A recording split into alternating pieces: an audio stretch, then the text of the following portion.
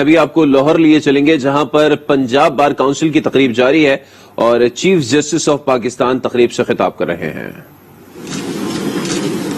منعقد کیا ہے.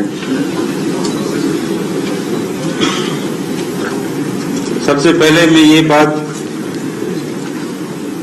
کہنا چاہوں گا کہ وکلا اور عدالت ایک ہی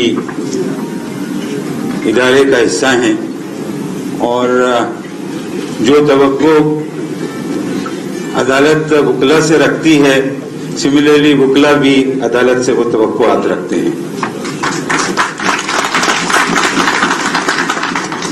دونوں لازم اور ملزوم ادارے حصہ ہیں عدالت کے اور وکلا کے بغیر عدالت نہیں چل سکتی، عدالت کے بغیر وکلا نہیں چل سکتے. یہ بات صاف ہے. ہمیں جیسے وکلا برادری کو ابھی احسن بون صاحب نے کہا کہ کچھ جج صاحبان ہیں جو وکلا کی بات سننے سے پہلے اپنے سوال وغیرہ شروع کر دیتے ہیں عدالت میں، اسی طرح سے ہمارے کو بھی وکلاؤں سے کافی شکایت ہوتی ہے کہ وہ کیس کی تیاری جس طرح سے کر کے آنا چاہیے اور جو ان کے فائل کے اندر مقدمہ ان کا ہوتا ہے اس کے مطابق نہیں کرتے ہیں. تو عدالت کوشش کرتی ہے کہ وکیل صاحب اس فائل کے اوپر آ جائیں بجائے اس فائل کے علاوہ کوئی بات کرنے کے. تو یہ ایک کشمکش ہے جو جاری رہے گی اور اس کے اندر کوئی ایسی بات نہیں ہے جس سے کوئی ناراض ہوئے یا کچھ ہو. عدالت بھی اس سے خوش رہتی ہے، آپ بھی اس سے خوش رہتے ہیں، کوئی مسئلہ نہیں ہوتا کوئی مسئلہ نہیں ہوتا. فیصلے کی بات ہوتی ہے، فیصلہ صحیح ہونا چاہیے.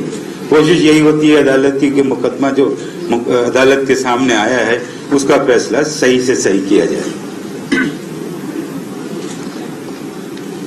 آپ کی پنجاب بار کونسل نے یہ جو ایکٹ بنایا ہے، ڈرافٹ ایکٹ بنایا ہے، اس کو میں نے دیکھا ہے اور کافی غور و خوض بھی کیا ہے میں نے اس کے اوپر. اور میرے جیسے عامر بٹی صاحب چیف جسٹس صاحب نے بات کہی، میری بھی ذہن میں بہت سارے سوال آنے لگے. چونکہ عرصہ دراز سے آلموسٹ 10 ایئرز ہو گئے میں سپریم کورٹ میں بیٹھا ہوں، تو ہائی کورٹ کے لیول سے میرا ٹوٹل ڈسکنیکشن ہے. بہرحال وکلا برادری سے میری ملاقات ہوتی رہتی ہے اور ان سے نئے حالات کے بارے میں پتہ چلتا رہتا ہے. اور ان نئے حالات کو جو اس ایکٹ کے اندر ڈالے ہیں اس کے بعد تو میں سمجھتا ہوں یہ تو کافی تبدیلیاں آ چکی ہیں اور وکلا برادری کو میں سمجھتا ہوں اچھی خاصی سپورٹ کی ضرورت ہے. اور بار کونسلیں اور بار ایسوسیشن اس کے اندر صحیح کردار ادا کر سکتی ہیں. وکلا کے بڑے سینئر ممبران ہیں، ایسے بھی پولیٹیکل ممبران ہیں جو ان کو ایوانوں میں بیٹھتے ہیں، ان کی بھی سپورٹ ان کو حاصل ہونی چاہیے اور وکلا کے لیے بہتر سے بہتر وکالت کرنے کے سہولتیں فراہم کرنی چاہیے. اس میں وکلا کو جو بھی چیز درکار ہے، جائز طور پہ جو چیزیں درکار ہیں وہ ان کو فراہم کرنی ضروری ہے. کرونا کے حالات کی وجہ سے بہت سارے وکلا کو بہت تکلیف ہوئی ہے، بہت مالی پریشانیوں کا سامنا کرنا پڑا ہے، بہت دشواریوں کا سامنا کرنا پڑا ہے اور میں اس چیز سے پوری طرح سے کسی حد تک واقف بھی ہوں. میں سمجھتا ہوں جو اقدامات اس لائرز پروٹیکشن ایکٹ کے اندر اس سلسلے میں لیے گئے ہیں اس کو میں جو بھی ادارے ہیں ان کو سیریسلی اس کو غور کرنا چاہیے، غور کر کے ان مسائل کو حل کرنا چاہیے اور وکلا کو جہاں تک ہو سکے سہولتیں دینے کی ہوں وہ ان کو تک پہنچانی چاہیے. ہاؤسنگ سوسائٹی والا معاملہ تھا وہ آپ لوگوں کو ماشاءاللہ ہو چکا ہے. سپریم کورٹ کے بار کے سارے ممبران کو سب کو میں سمجھتا ہوں پلاٹ الاٹ ہو جائیں گے اور وہ سب اپنا اسلام آباد کے اندر اپنا گھر انشاءاللہ تعمیر کرنے میں کامیاب ہوں. اس سلسلے میں بھی بار اور بار کونسل اپنے سپریم کورٹ بار اور پاکستان بار کونسل جو ہے نا اپنے ممبران کی ہیلپ کر سکتی ہیں اور ان کو میرا خیال ہے کرنا بھی چاہیے کہ وہ اپنے ممبران کو ہیلپ کریں اس معاملے میں کہ وہ اپنا گھر بنانے میں کامیاب ہو جائے. معاملے یہ जो लॉयर्स एक्ट प्रोटेक्शन एक्ट की जो बात है, इसमें जहां तक मेरा ताल्लुक है,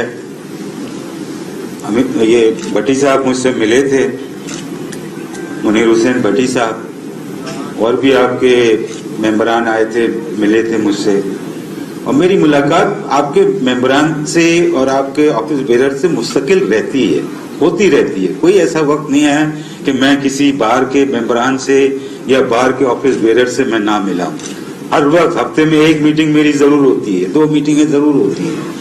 ऐसा कोई वक्त नहीं होता कि मेरी इनसे मीटिंग ना हो। तो इनके साथ मशावरतें हमारे कोर्ट के मामलात में, चाहे वो लोअर जुडिशरी की हों, चाहे वो हाई कोर्ट की हों, चाहे वो सुप्रीम कोर्ट की हों, मुस्तकिल हमारी चलती रहती है।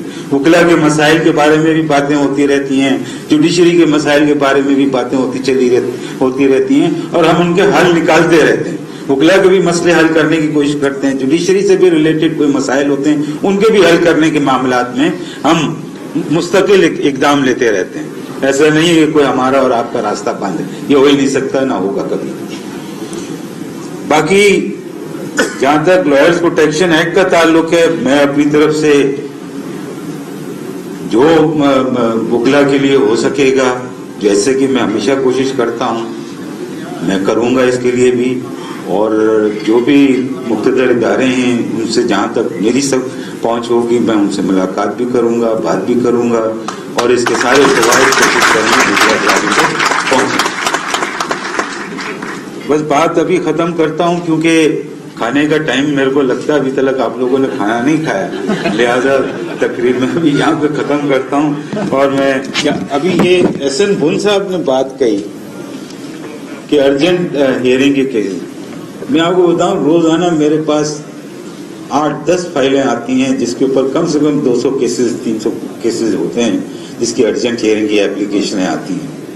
उसका एक फार्मूला मैंने अपना बनाया हुआ है, जिसके अंदर मैं वो 4-5 कैटेगरीज, 6 कैटेगरीज, 8 कैटेगरीज बनाई हुई हैं, जिसमें अर्जेंट हियरिंग में ग्रांट कर देता हूं और फिर उनको फौरन लगा भी देता हूं।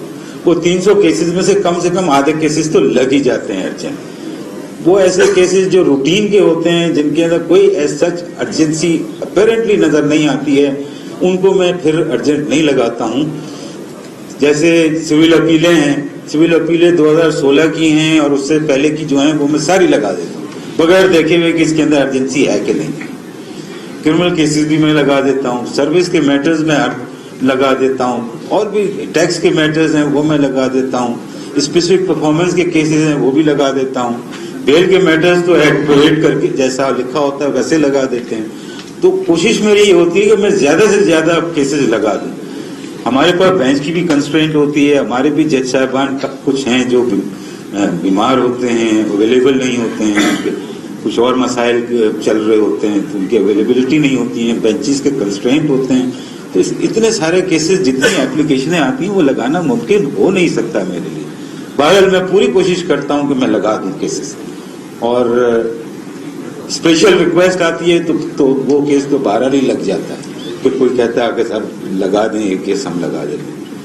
तो ऐसा नहीं है कि हम अर्जेंट हियरिंग के केसेस नहीं लगाते हैं, सारे बहुत केसेस अर्जेंट हियरिंग के लगते हैं। चेंज ऑफ लिस्ट का भी है, इसलिए होती है कि जजेस साहब की अवेलेबिलिटी नहीं होती है, कोई और इंगेजमेंट हो जाती है। अब जैसे मेरा नेक्स्ट इस वीक का रोस्टर मेरा इस्लामाबाद में था, भट्टी साहब आए, मुलाकात करके गए, मैंने बोला अच्छा जी चले हम यहाँ आते हैं, आपके प्रोग्राम में आ जाते हैं। बाहर का प्रोग्राम है तो मैं उसमें ना तो नहीं कह सकता, कभी भी नहीं कह सकता, कभी हो नहीं सकता हम बाहर के प्रोग्राम को अटेंड नहीं करें। तो वो मेरी लिस्ट चेंज हो गई होगी, वहाँ वकला को दुश्वारी हुई होगी, लेकिन इंशाल्लाह अगले हफ्ते हम जाएंगे, उसको फिर एडजस्ट कर लेंगे सारे मामला को। हियरिंग की बात मैं कर चुका हूँ कि हियरिंग वाला मामला की वकला और जजों के दरमियान एक मुकाबला होता है, तो उसके अंदर कोई हार जीत का मामला नहीं होता, मुकदमे की हार जीत होती है, वकला और जजों की हार जीत नहीं होती। शुक्रिया बहुत, thank you. Chief justice of supreme court نے لاہور میں تقریب سے خطاب کیا ہے. جسٹس گلزار احمد کہہ رہے تھے کہ وکلا اور عدالتیں ایک دوسرے کے لیے لازم و ملزوم ہیں. وکلا کو ہم سے اور ہم کو وکلا سے کئی شکایتیں ہیں. چیف جسٹس نے ہلکا پھلکا انداز اپنایا اور حاضرین کی مسکراہٹیں بکھیریں. آپ کو بتائیں کہ ان کا کہنا تھا کہ اداروں کو لائرز پروٹیکشن ایکٹ کو دیکھنا چاہیے. ایکٹ کے لیے مجھ سے جو بن پڑا کروں گا, ایکٹ کے لیے متعلقہ اداروں اور افراد سے بھی بات کروں گا.